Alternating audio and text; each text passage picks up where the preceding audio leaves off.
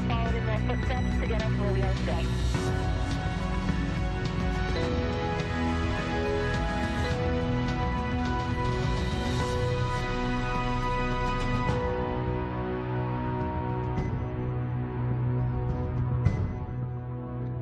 Hello and welcome to this morning's post-splashdown briefing for NASA's SpaceX Crew-1 mission. NASA astronauts Mike Hopkins, Victor Glover, Shannon Walker, and JAXA astronaut Soichi Noguchi splashed down off the coast of Panama City, Florida this morning at 1:56 a.m. Central Time and will make their way back to Houston a little later this morning. The crew, which launched in November of last year, spent 168 days in space. Members of the Resilience crew were involved in 5 spacewalks during their time on orbit, saw the arrival and departure of several visiting crew and cargo spacecraft, and contributed to hundreds of scientific investigations and technology demonstrations while aboard the International Space Station. We have a few folks here to talk about the mission and the crew's return. They are Kathy Leaders, Associate Administrator for NASA's Human Exploration and Operations Mission Directorate, Steve Stitch, NASA's Commercial Crew Program Manager, Joel Montalbano, NASA's International Space Station Program Manager, Holly Ridings, Chief Flight Director at Johnson Space Center, Hans Königsmann, SpaceX Senior Advisor for Flight Reliability, and Hiroshi Sasaki, Vice President and Director General for JAXA's Human Spaceflight Technology Directorate. We'll start with some overview remarks and then move to questions from reporters on the phone. For those asking questions, please press *1 to ask a question, and we'll also be taking some questions from those on social media using the hashtag AskNASA. Okay, we'll start with you, Kathy. Well, first, thanks for all of you being here so early in the morning. What an exciting landing. I mean, first of all, beautiful, beautiful evening. You could see how nice the weather was once again. I think we've been extremely lucky that we got 2 landing days, both for Demo 2 and Crew 1, and these are really nice days to be able to rescue the crew. Re-entry is hard, and the spacecraft was in beautiful condition, but you just worry as you go through the 6 minutes of calm blackout, and it was so great to hear Mike's voice and then see those drogues and the mains deploy so wonderfully, and the vehicle just come softly down and back to Earth, and see the boats going out to pick up the crews and bring them home. It's amazing. We've already got pictures of the crew out there, and you can see, Mike and Shannon and Victor and Soichi, they look like they did on the day they launched, and it's kind of hard to think about that. That's a picture of them inside the crew capsule now on the recovery boat. But they're doing great, and we're very, very happy that we'll be bringing them home to their families. I got to talk to Soichi and Victor's families, and they're very excited to see them again, and we'll be planning on having a late birthday party for Victor soon coming up. This is our first full-up crew rotation mission, and we, on the NASA side, and I know on the SpaceX side, we've learned a lot. On the NASA side, we're going to take this learning into our future crew missions with Boeing, and most importantly, the Artemis missions. And I know the SpaceX folks are just going to keep doing these missions. I don't know how you could have done this one much better, but we are hoping that they're going to be continuing to do the great job that they've been doing. I personally want to thank the SpaceX team, the NASA teams, and we've had several other federal agencies that have jumped in and helped us along the way. And I really want to thank everybody for all the hard work that they've done and doing such an amazing job for our nation. Thank you. Okay, next we'll hear from Steve Stitch. Good morning, everybody. It was an incredible day today, recovering Mike Hopkins, Victor Glover, Soichi Noguchi, and Shannon Walker after their 168 days in space. It really has been an incredible 27 days, I would say, for the NASA and SpaceX teams in the commercial crew program. This has probably been our busiest month We started on April 5th with a port relocation to set us up for the landing that we did today. On April 23rd, we launched the Crew-2 mission, and they docked 1 day later. And then today, on May 2nd, we deorbited and landed the Crew-1 vehicle. Today went very well overall, I would say, almost flawlessly. Dragon did great. You know, it was great to hear the crew when they woke up. The first thing Mike Hopkins did is ask, you know, what's the weather going to be like? And we told him, hey, maybe 2 knots of wind and 1 foot waves, and he was very excited from the very beginning. You know, we undocked at 7:30 Central Time, just as we planned, did the separation sequence to get about 10 kilometers below the station. And that's where we executed the maneuvers to jettison the trunk, and we leave it in that orbit. It's a very safe orbit for a long time. Executed the deorbit burn right around 103 Central. It's a long burn. You know, it took about 16 or 17 minutes to execute that burn to start the entry sequence, and then of course we landed right around 1:56 a.m. As I said, the vehicle did great, flew flawlessly as we undocked from station, doing the sequence of maneuvers. The trunk jettison went great, just as we would expect, and the deorbit burn and the entry went phenomenally well, as did the parachute deploy. My hat's off to the SpaceX team for building such a great vehicle, and also the recovery operations tonight was phenomenal. First time they've done the crewed vehicle at night. We had a lot of confidence in this night recovery based on the cargo mission that we flew and landed in January with SpaceX, and they recovered that vehicle as well. You know, we had a couple lessons learned from the Demo 2 mission. If people remember, we had some slightly high hypergol readings. Today we had none of that with the vehicle. It was performed flawlessly. And last time, you may remember, we had some boats in the area. Today, the United States Coast Guard had several assets on scene and patrolled that area.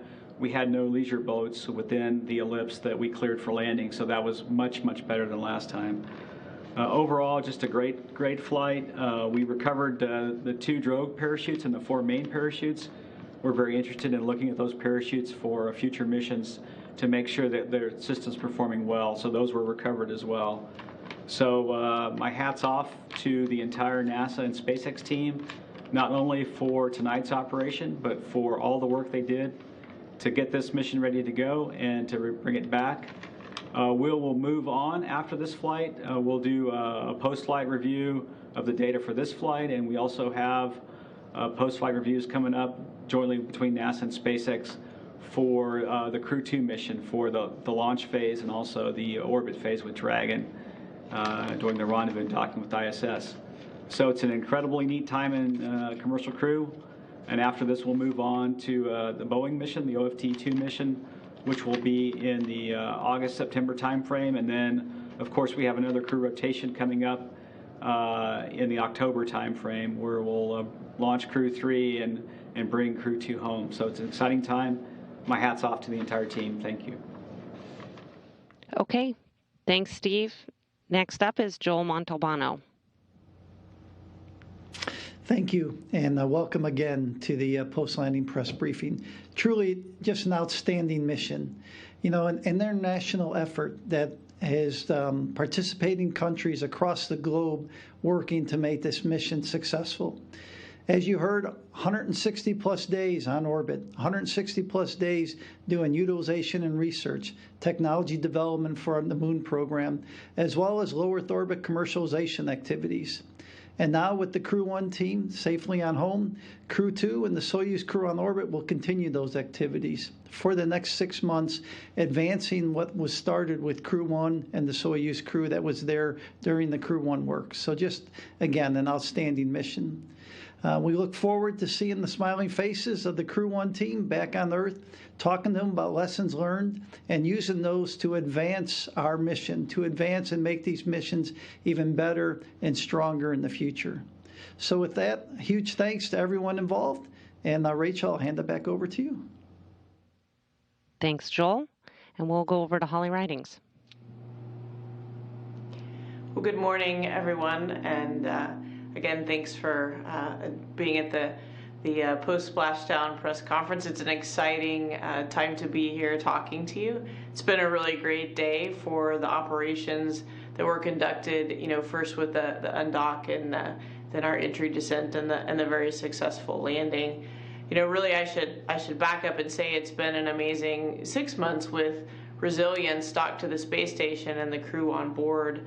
International crew, of course, a JAXA crew member, Soichi, first time an international member of a crew on the Dragon, which we were all very excited about.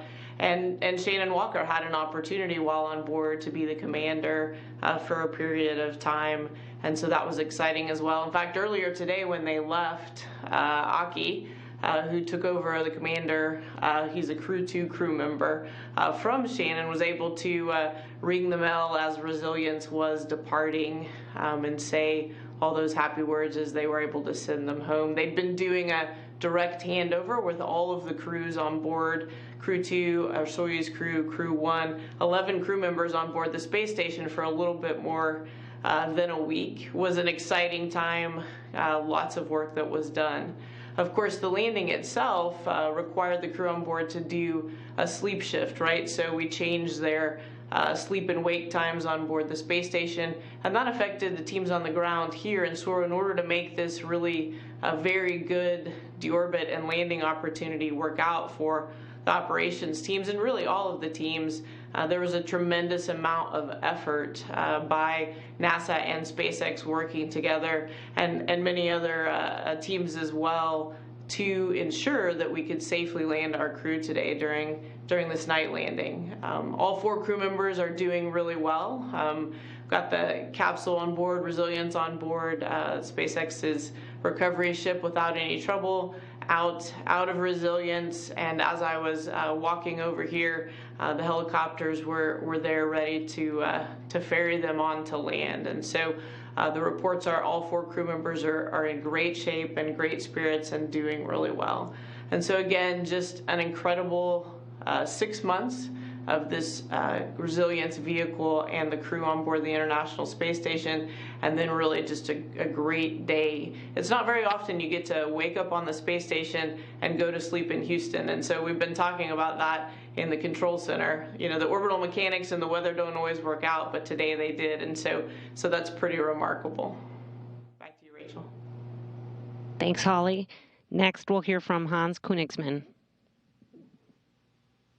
Yeah, good morning. From all of us here at SpaceX, I want to thank NASA and JAXA for trusting us to fly their astronauts. I was watching the mission from the departure, after the departure from the space station, and I must say this was an amazing mission, and the entire SpaceX team is so proud to support the station. The overall mission went very smooth.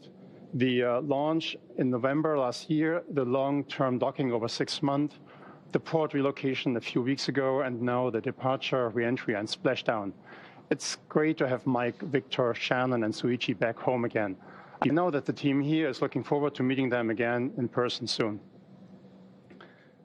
We will look at data now and inspect the spacecraft, and then get the capsule ready for the next flight. NASA and SpaceX worked hard to certify both Falcon 9 and Dragon for multiple flights, which is critical for reliability and affordability. As you heard before, this was the first nighttime landing since Apollo 8, and I think it worked great. The lighting was good. There was no additional traffic. The weather was just super, and the wind conditions were just perfect. The SpaceX and NASA teams returned human spaceflight back to the United States, and I think this is a remarkable achievement, the opportunity of a lifetime for many of us, and something to be proud of. Thank you, NASA, and we are looking forward to many more flights to the space station and beyond Moon and Mars. Okay, thank you, Hans. And next we'll hear from Hiroshi Sasaki. Good morning. First of all, we are really pleased to hear all crew members came back home safely. Congratulations and welcome back. I would like to express the sincere appreciation to NASA, SpaceX, and all members who have devoted to this mission under severe COVID-19 situations.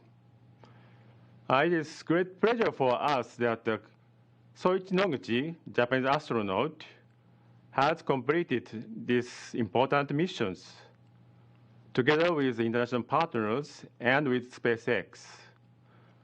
This mission opened the new era for human spaceflight.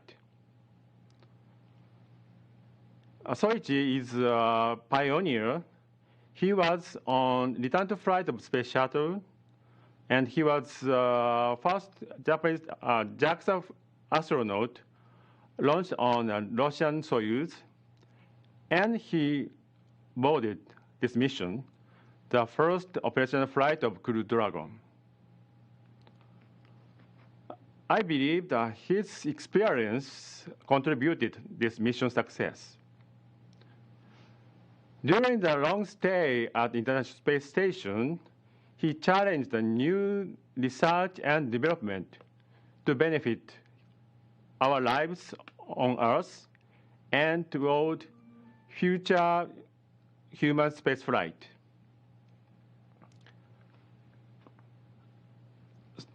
And Aki Hoshide will take over his job. We believe that the International Space Station is an important facility for humankind. We'd like to utilize the International Space Station maximum extent. And I think this mission proved the Crew Dragon provide a more robustness and more capability to the International Space Station, and also proved that the international and commercial partnership accomplished this goal. Leveraging the partnership is also true for our endeavor in space exploration.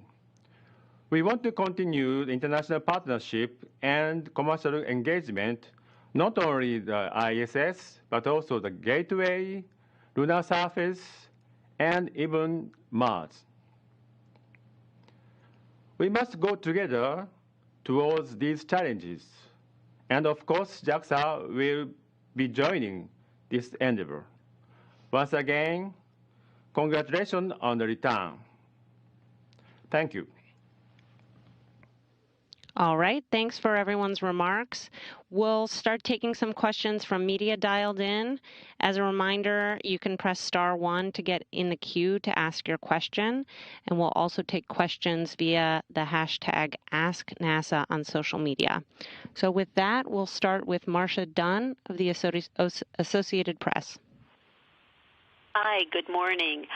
Another SpaceX crew mission is in the books just in time for the 60th anniversary of Alan Shepard's Mercury flight.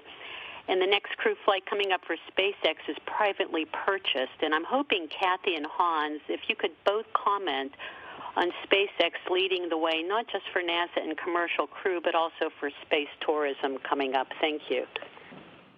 Well, I'll just make a short remark and then I'll let Hans jump in. But I do think that this was really our goal when we set up commercial crew. And honestly, we're very excited to see it kind of taking off. One of the reasons why we did the contract the way we did was so that the commercial companies had the opportunity to be able to, sell the capabilities that they developed to give us services to other folks, and so that the capabilities that we work so hard together on are then there and available for, U.S. citizens or international citizens out there to be able to experience and be a space person too, and so our goal is one day that everyone's a space person, and so this is just an exciting first step for that. And we're very excited to see it starting to take off. Go ahead, Hans. Yeah.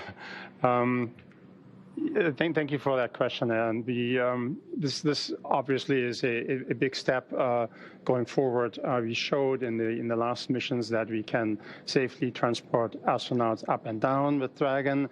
We had a chance to learn important lessons and to improve reliability and make the operations very smooth. And today was a testament to the whole Dragon design team and operations team, and also the recovery team, and the execution was just perfect in my eyes. So I think going forward we're ready for this important step. We're ready for the private astronaut mission. I think the first mission in particular is a very special mission. They trained accordingly, and they. The oval mission is very important. Has the combination with the St. Jude's donation. So I think all of these things come together into an upcoming great private astronaut mission. I'm very much looking forward to that. The next question comes from Eric Berger with Ars Technica. Congratulations all around. You made what's hard look quite easy this morning. Question for Kathy. NASA's been focused on transportation for a long time, getting cargo and crew to LEO and the moon. But now, you've kind of got transportation to LEO in hand, and with SLS, Orion, and Starship, you're starting to work on the moon. It seems like to me you can think more about operations. So what's it like, planning not just for the station, but the moon with SLS and Starship? You could potentially send hundreds of tons of cargo to the moon a year. So I'm wondering, Kathy, as you look beyond transportation to operations, is that exciting to you? I mean, what do you think about that? The fact that it's not so much transportation anymore you have to worry about, but actually capabilities, operations. Thanks. Yeah, I'd say we're still at the beginning steps of, continuing to make this look easy, but Joel and Steve have been doing a great job of that, along with SpaceX, right?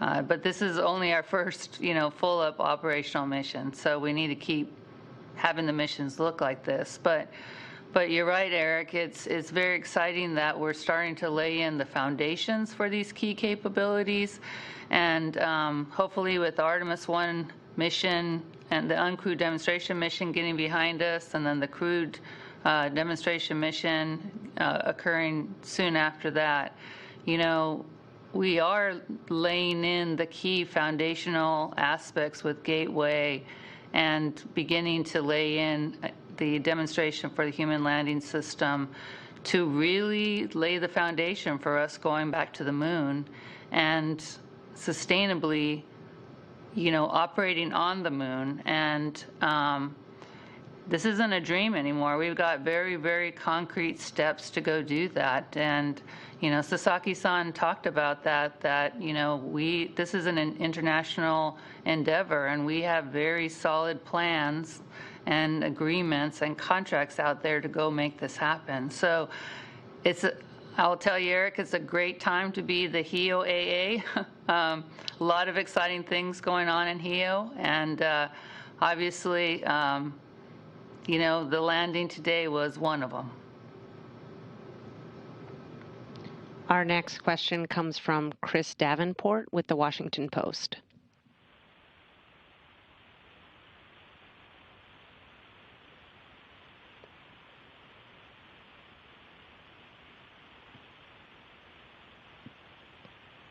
Chris, are you able to ask your question? Can you hear me? We can, yes. Okay, sorry. I was just saying congrats. I was mentioning how you guys got the spacecraft on the recovery boat in less than 30 minutes and the crew out in less than an hour. And I was hoping someone, maybe Steve or Hans, can talk about the training that went into that and what your goals were going into the mission in terms of speeding up that timeline, and then also what the benefits are of getting the crew out so quickly. Thanks. Yeah, I can start, and then we'll let Hans follow. Obviously, I think one of the things today, first of all, congratulations to the SpaceX recovery team. They did a phenomenal job getting the crew out of the water very quickly and capsule on the ship.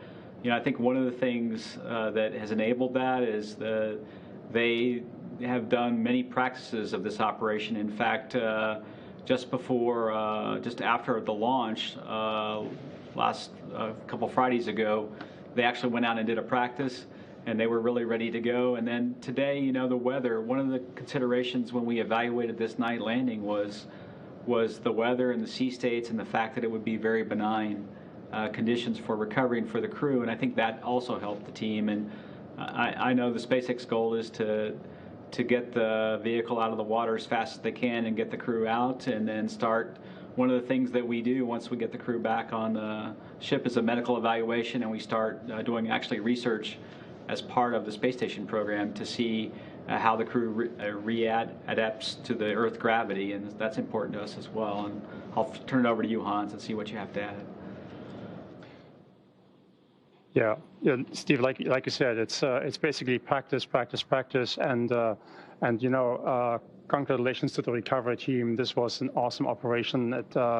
I was commenting on this earlier, actually, inside Mission Control, and I noticed the professionalism and how smooth everything was, and it looked more like a race car pit stop than anything else.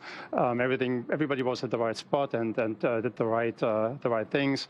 And then you know, obviously the weather was great. We picked a great night for this operation, so everything came together and resulted in these record-breaking times for getting the Dragon out of the water and the crew out of Dragon then. So great operation. Congratulations.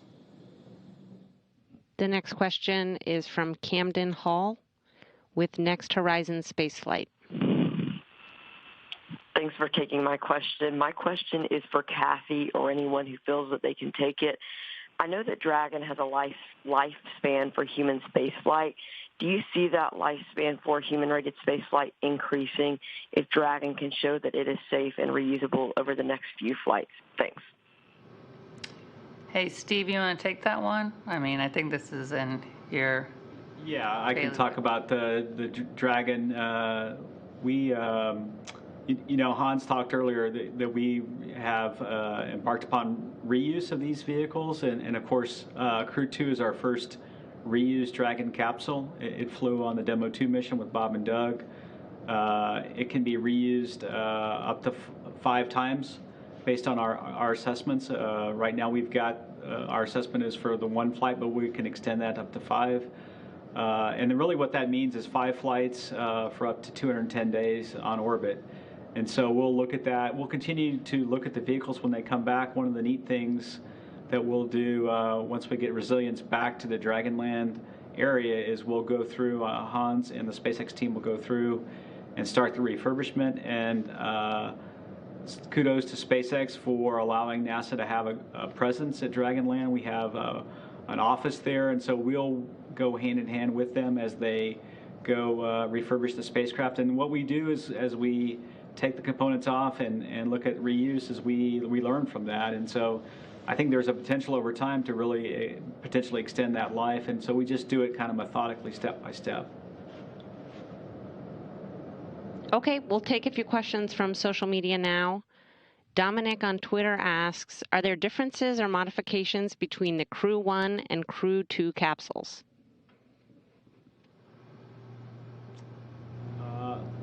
I can take that. There are a few modifications between Crew 1 and Crew 2 capsules. Mostly it's the same vehicle. There's some upgrades to the propulsion systems on Crew 2.